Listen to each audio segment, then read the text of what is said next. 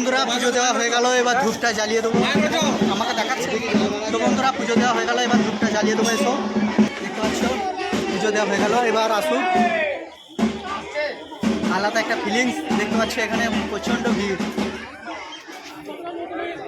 তো বন্ধুরা এবার খাওয়া দাওয়া করার জন্য আমরা কিনে নিয়েছি, দেখো কি কি কিনে নিয়েছি। তো বন্ধুরা কি দিয়ে মুড়ি খাচ্ছি দেখো, মুড়ি খাওয়ারটা দেখতে পাচ্ছ। এই যে এখানে দেখতে পাচ্ছ জিলাপি আছে, ল্যাংচা আছে, কাঁচা লঙ্কা আছে, কলাই শাক আছে। চলো খাওয়া যাক।